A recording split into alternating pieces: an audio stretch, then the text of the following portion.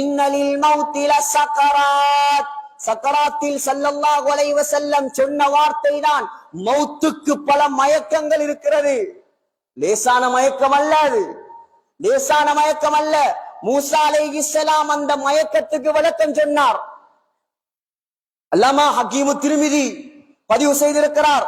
மூசா அலைஹிஸ்ஸலாம் மௌத்தானதற்கு பின்னால் அல்லாஹ் கேட்டானாம், ஏ மூசா, யா மூசா, கைஃப வஜத்தல் மௌத், மௌத்தாகினீர்களே, சக்கராத் எப்படி இருந்தது?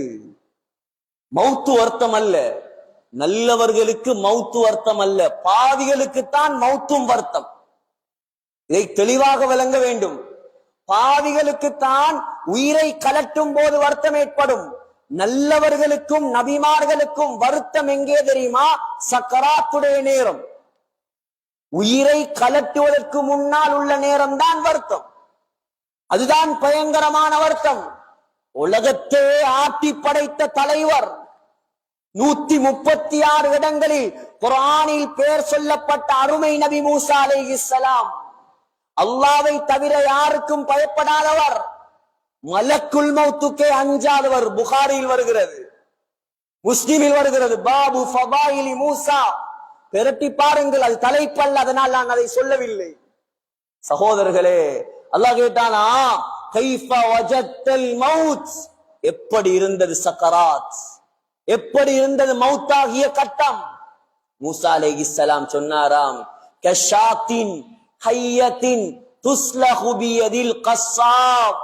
யா அல்லாஹ், இறைச்சி கடக்காரனுடைய கையில உயிரோட ஒரு ஆட்டை கொடுத்து அந்த ஆட்டை அறுக்காமல் உயிரோடு அதுல தோலை உரிச்சா எப்படி இருக்குமோ அந்த வருத்தத்தை நான் சக்கராத்தில் உணர்ந்தேன். யார்?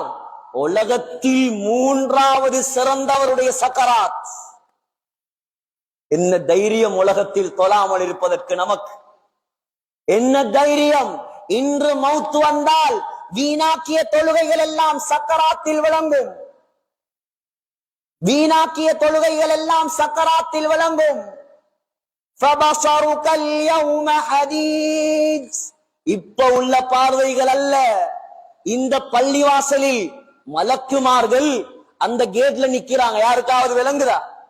விளங்காது. இந்த பள்ளிவாசலில் இங்கே ஜின்களும் மலக்குமார்களும் உட்கார்ந்து இருக்கிறார்கள், யாருக்காவது விளங்குதா? விளங்காது. சக்கராத்தை அடைந்தால் சகோதரர்களே, இந்த கண்ணின் திரையை அல்லாஹ் கலட்டுவான். கண்ணுக்கெல்லாம் ஸ்கிரீன் இருக்குது, அந்த ஸ்கிரீன் அப்படியே விளக்குவான் அல்லாஹ். இதை தூக்கினா பின்னால புதிய மிம்பர் விளங்குமா இல்லையா? இன்னும் கட்டல்ல, கட்டினதுக்கு பின்னால விளங்கும். இதை தூக்கினாங்கண்டா எல்லாரும் பார்ப்பாங்க, ஓப்பன்.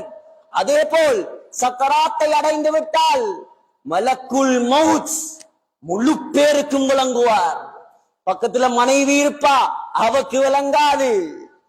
பிள்ளைகள் இருப்பாங்க, விளங்காது. இவருடைய பார்வை மேல போகும், மேல போகும். ஏன்? ரூகை எடுக்க வருகிறார் மலக்குல் மௌத். யோசிச்சு பாருங்க, சாதாரண நபியுடைய சக்கராத்தா அது? உலகத்தில் உலுல் அஸ்முடைய சக்கராத். ஸல்லல்லாஹு அலைஹி வஸல்லமுடைய சக்கராத் எப்படி இருந்திருக்கும்? சக்கராத் எப்படி இருந்திருக்கும்? வருத்தம் எப்படி இருந்திருக்கும்? மயங்கி உளுந்த அருமை நாயகம் திரும்ப எழும்பினார்கள், திரும்ப உது செய்தார்கள், திரும்ப மயங்கினார். அதே போல் திரும்ப திரும்ப மயங்கினார்கள். 4வது தரம் தான் சொன்னார்கள். இதெல்லாம் கற்பனைக்கு வருமா? சிந்தித்து பாருங்கள். சக்கராத்திலும் தொழுகையை விடுவதற்கு, அதுவும் ஜமாத்தாக, ஜமாத்து தொழுகையை விடுவதற்கு நாயகத்துக்கு மனசிடம் கொடுக்கவில்லை.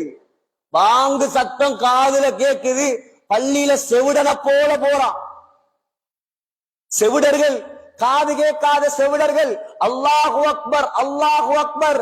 நீ பிறந்த உடனே உலமாக்களை வைத்து உண்ட காதில் சொல்லப்பட்ட முதலாவது வார்த்தை அது.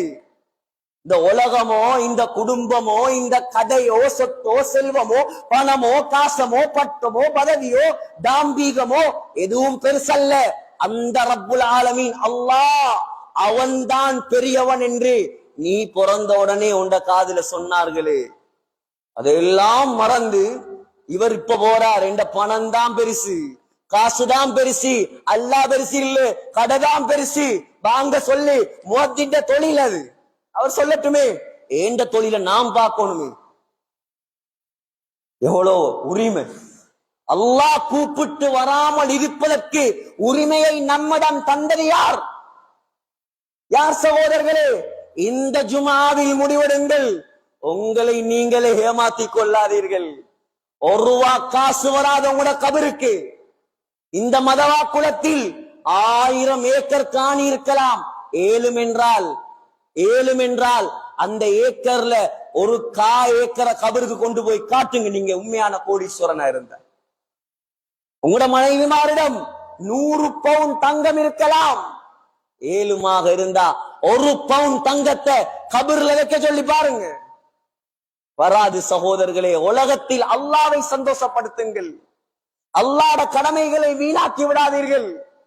ஒத்துமையான ஊரே இலங்கையே முன்மாதிரியாக பேசக்கூடிய ஊர் இது. தொழுகையிலும் 100க்கு 100% வந்துவிட்டால் சுபஹானல்லாஹ், இதை விட பரக்கத் வேண்டுமா இந்த ஊருக்கு? அல்லாஹ்வுடைய பரக்கத் கொட்டோ கொட்டு என்று கொட்டுமே.